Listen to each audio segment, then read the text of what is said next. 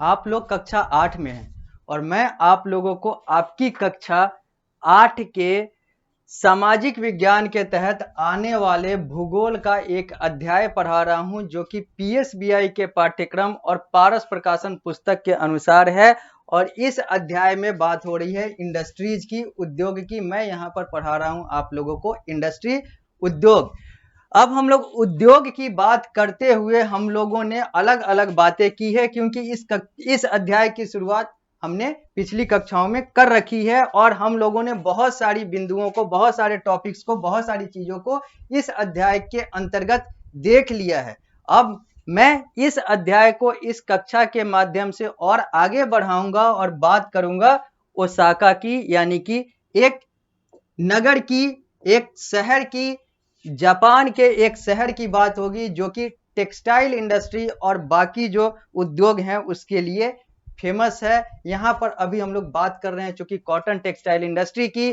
Cotton textile industry के अंतर्गत Osaka जो है एक बहुत बड़ा नाम है। अब बात करेंगे हम लोग ओसाका की, क्योंकि इससे पहले जब हम लोग भारत में यानी कि अपने देश में थे तो हम लोगों ने देखा गुजरात और महाराष्ट्र को। हम लोगों ने देखा कि महाराष्ट्र का मुंबई जो है वो 1 नंबर पर आता है भारत के परिदृश्य में कॉटन टेक्सटाइल इंडस्ट्री के लिए।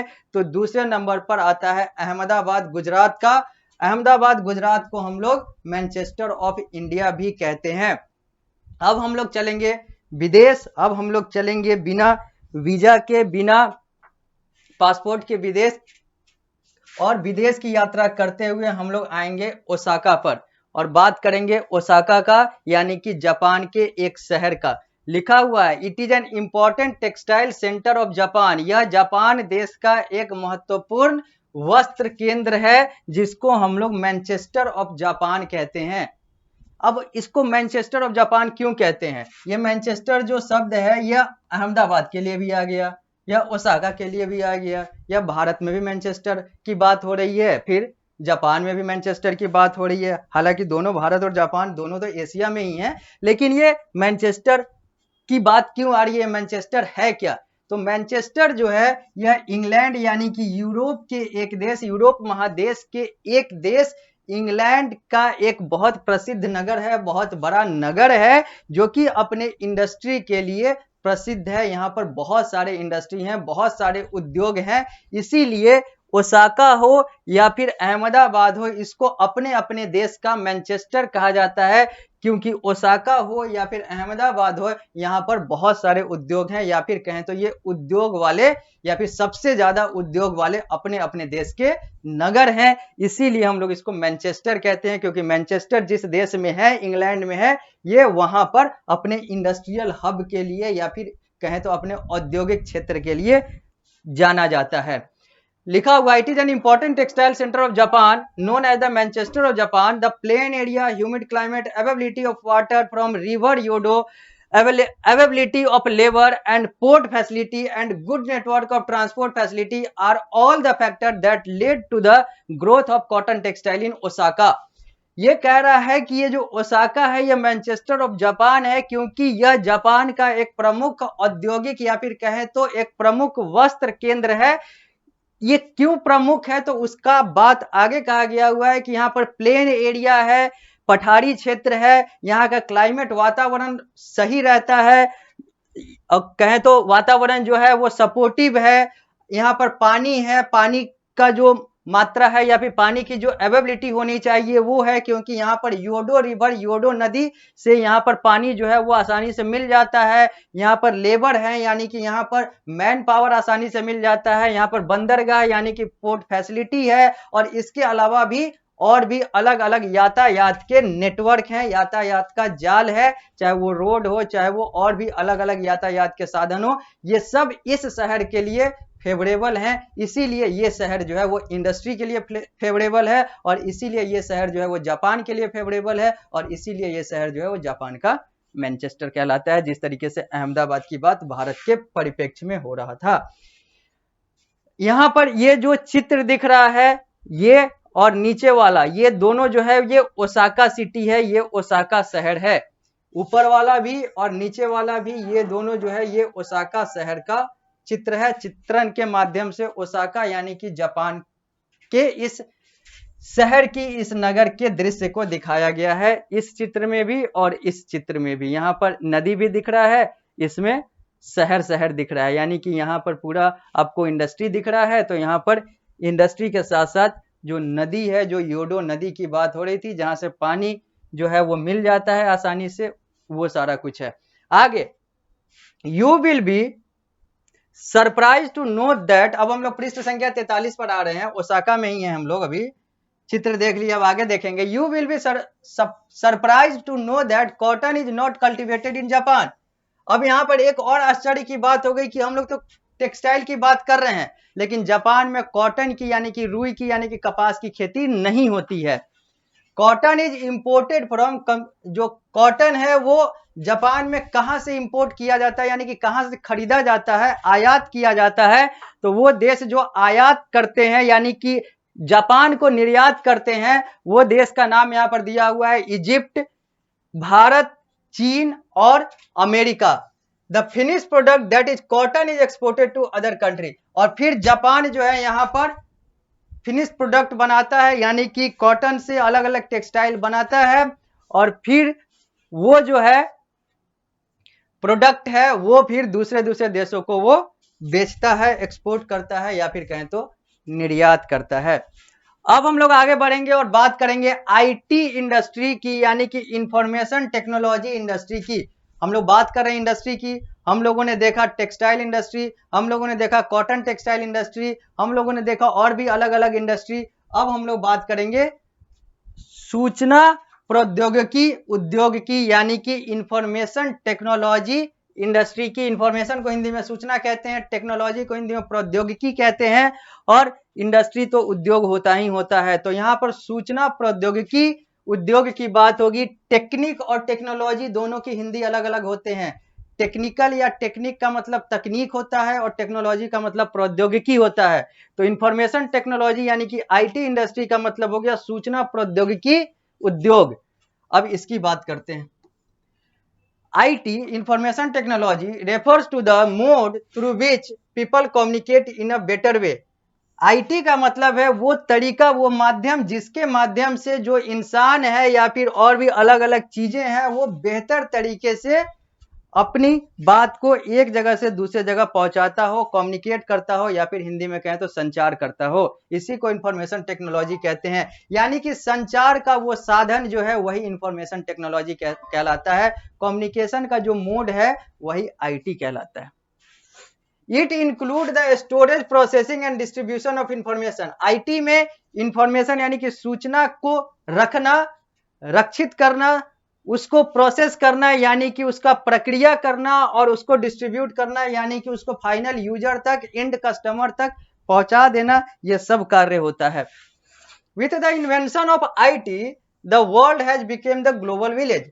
आईटी के आविष्कार के बाद दुनिया जो है अब एक वैश्विक गांव बन चुका है। हर देश की अपनी सीमा होगी, हर देश का अपना संसाधन होगा, लेकिन आईटी जो है ये हर देश के लोगों को कहीं से कहीं तक जोड़ सकता है। आप भारत में बैठकर अपने जगह पर बैठ के आप एक कोना रूस के भी व्यक्ति से और एक कोना ऑस्ट्रेलिया के भी व्यक्ति से एक साथ बात कर सकते हैं, घर बैठे बैठे, यहां तक कि मुफ्त में। तो ये सारी चीजें जो है यह आईटी का देन है, और इसीलिए आईटी को कहा जाता है कि आईटी के कारण से दुनिया जो है आपस में जुड़ गया है। एक दुनिया जो है एक ग्लोबल विलेज, हिंदी में कहें तो एक वैश्विक गांव बन चुका है। The development of IT took place in the second half of 20th century। 20वीं शताब्दी के आधे पखवाड़े के बाद, यानी कि आधे के बाद, ये जो आईटी है इसका विकास हुआ, या फिर कहें तो इसका डेवलपमेंट हुआ। It involve manufacturing of computer hardware, software and other mode of communication which help in the transmission of information in digital form such as telecommunication. IT में क्या क्या चीजें आती है? तो आईटी में आता है कंप्यूटर, कंप्यूटर के हार्डवेयर, हार्डवेयर क्या होता है? जिसको हम लोग छू सकते हैं, जिसको हम लोग देख सकते हैं। सॉफ्टवेयर का मतलब होता है जिसको सिर्फ महसूस किया जाता है, यानी कि प्रोग्रामिंग वगैरह, और भी अलग अलग मोड्स ऑफ कम्युनिकेशन, संचार के अलग अलग साधन जो हैं वो इस आईटी का हिस्सा है, या फिर कहें तो आईटी परिवार के सदस्य हैं, जो कि इंफॉर्मेशन को डिजिटल फॉर्म में एक जगह से दूसरे जगह पहुंचाना हो, या फिर उसको प्रक्रिया में लाना हो, प्रोसेसिंग करना हो, या फिर उसको संरक्षित करना हो, स्टोर करना हो, ये सारी चीजें होती है यहाँ पर।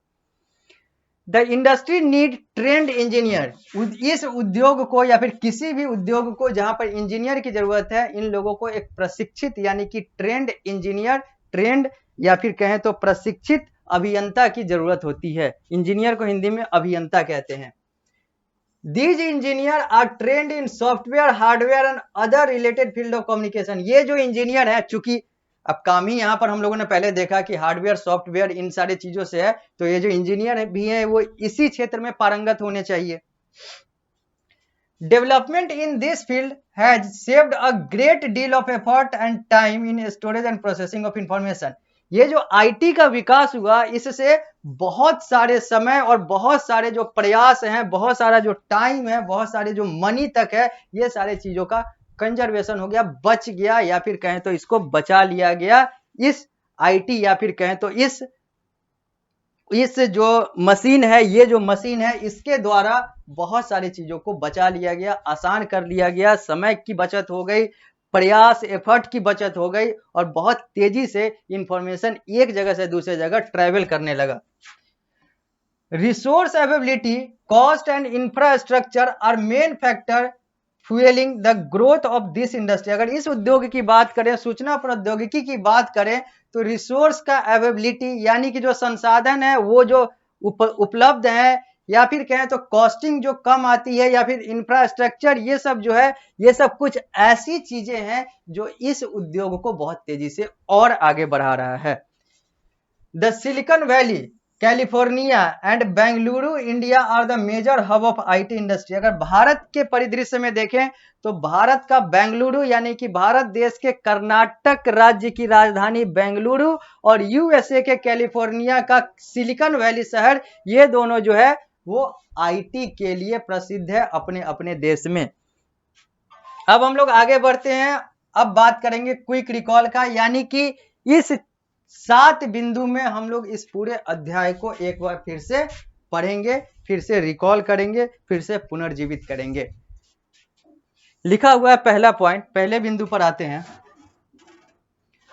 The processing of raw into finished product is called manufacturing. Manufacturing का मतलब क्या होता है? विनिर्माण का मतलब, मैन्युफैक्चरिंग को हिंदी में विनिर्माण कहते हैं। विनिर्माण का मतलब होता है कि जब हम कच्चे माल को पक्के वस्तु के तौर पर बनाते हैं या पक्की सेवा के तौर पर बनाते हैं, तो इसी को विनिर्माण, अंग्रेजी में कहें तो मैन्युफैक्चरिंग कहते हैं। They add value to the raw material. Manufacturing से रॉ मटेरियल में यानी कि कच्चे माल में महत्वता या फिर उसका जो वैल्यू है वो बढ़ जाता है। Industry can be classified on the basis of raw material size and ownership. जो इंडस्ट्री है उसको हम लोग अलग अलग आधार पर बांट सकते हैं। कच्चे माल के आधार पर, उसके साइज के आधार पर, उसके मालिकाना हक के आधार पर। साइज मतलब आकार प्रकार के आधार पर। Factors affecting industrial location are, कुछ फैक्टर हैं जो इंडस्ट्री के लोकेशन को निर्धारित करते हैं, या फिर इंडस्ट्री कहाँ लगे कहाँ नहीं लगे, उसके लिए कुछ फैक्टर्स हैं, जैसे कि रॉ मटेरियल अवेलेबल है या नहीं है, लेबर अवेलेबल है या नहीं है, चीपर इंफ्रास्ट्रक्चर है या नहीं है, सस्ते में सारा कुछ मूलभूत सुविधाएं है या नहीं है, बाजार है या नहीं है, और भी कुछ कुछ। Iron and steel industry is the basic industry. जो लौह और इस्पात उद्योग है वो एक मुख्य उद्योग है। Cotton textile industry is an ancient industry. अगर हम कपास वस्त्र उद्योग की बात करें तो यह एक पुराने इंडस्ट्री में आता है, पुराने उद्योग में आता है इसका नाम। आईटी, इंफॉर्मेशन टेक्नोलॉजी का मतलब होता है refers to the mode through which people communicate in a better वे।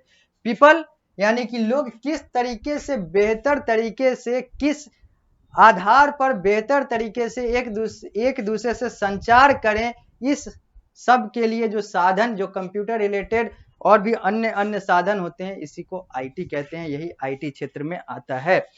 हमारा अध्याय यह हो गया समाप्त। इंडस्ट्री की बात हो गई पूरी पीएसबीआई के पाठ्यक्रम और पारस प्रकाशन पुस्तक के अनुसार। अब हम लोग आते हैं एक्सरसाइज पर, यानी कि अब आपसे प्रश्न पूछे जाएंगे। यहां पर जो सामने आप लोगों को दिख रहा है पृष्ठ संख्या 43 पर, 43 के आगे भी है, ये सारे प्रश्न हैं, आपको इसके उत्तर देने हैं। यानी कि पहला जो है वो चूज करेक्ट ऑप्शन, यहां पर 5 प्रश्न दिए गए हुए हैं, कुल मिलाकर 6 प्रश्न दिए गए हुए हैं और इन 6 प्रश्न के यानी कि हर प्रश्न के 4-4 विकल्प हैं, आपको सही विकल्प को चुनना है। अब हम लोग पृष्ठ संख्या 44 पर आ चुके हैं। दूसरा जो है वो फिल इन द ब्लैंक्स है, यहाँ पर रिक्त स्थान की पूर्ति करनी है। यहाँ पर भी 5 प्रश्न है, हर प्रश्न में एक एक स्थान जो है वो रिक्त है, उसको आप लोगों को भरना है, अंग्रेजी में कहे तो फिल करना है। अगला है ट्रू फॉल्स, यहाँ पर 5 स्टेटमेंट दिए गए हुए हैं, 5 प्रश्न है, पांचों को पढ़ना है, बताना है कौन सही है कौन गलत है। उसके बाद है very short answer type question, यहाँ पर 4 प्रश्न दिए गए हुए हैं, चारों प्रश्न के उत्तर सब्जेक्टिव तौर पर एक एक वाक्य में देना है। शॉर्ट आंसर टाइप क्वेश्चन में भी 5 प्रश्न है, इसके उत्तर 2 से 3 वाक्य में देना है। पृष्ठ संख्या 45 पर अब हम लोग आ चुके। तो लॉन्ग आंसर टाइप क्वेश्चन में पूछे गए 5 प्रश्नों के उत्तर एक एक अनुच्छेद में देना है, यानी कि 5 से 6 वाक्य में देना है।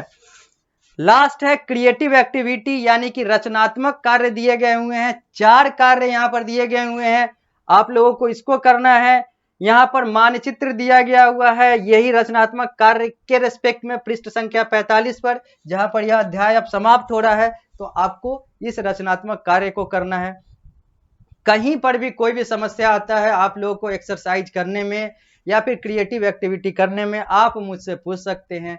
इस अध्याय में कुछ भी समझ में ना आया हो वो आप मुझसे पूछ सकते हैं, और अभी तक मैंने आप लोगों को जितना भी पढ़ाया है, जो जो अध्याय पढ़ाया है, उसमें कहीं पर भी कोई भी समस्या हो आप मुझसे पूछ सकते हैं। अब हम लोग इस अध्याय को समाप्त कर चुके हैं, अब इस कक्षा को यहीं पर हम लोग रोकेंगे। मिलते हैं आप लोगों के साथ अगली कक्षा में, जब हम लोग एक नए अध्याय की शुरुआत करेंगे।